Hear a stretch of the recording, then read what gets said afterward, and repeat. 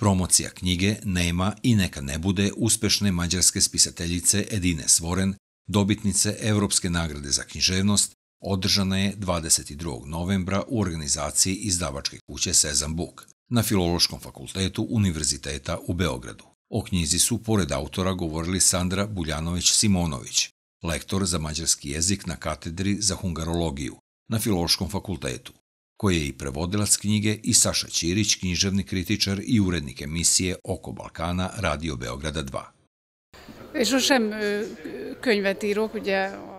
Ja pišem uvek pripovetke i, kako to se kaže na mađarskom, vidim samo nekako do svog nosa. Tako da su se i obrisi ove knjige zapravo došli do videla tek veoma kasno.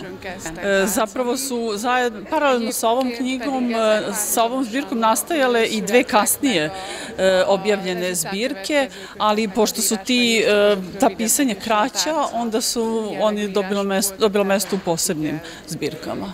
Edina Svoren je savremena mađarska spisateljica, a ono što je zanimljivo je da je Edina diplomirala Muzičku akademiju Franz Liszt u Budimpešti i danas predaje solfeđo u muzičkoj školi.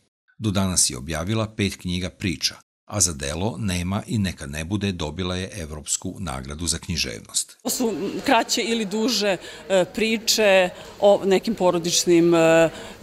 porodičnim odnosima koji su narušeni u današnje vreme ili su bili već i tada, jer delo opisuju, njene pripovetke uglavnom opisuju vreme njenog detinjstva, to je Mađarska za vreme Janoša Kadara, znači za vreme komunizma.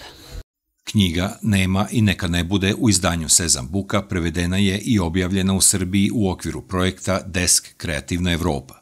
Kultura Desk Srbija deluje pri Ministarstvu kulture i informisanja Vlade Republike Srbije. Ciljevi ovog programa su povećanje obima prevođenja i promovisanja čitalaštva visokokvalitetne evropske književnosti.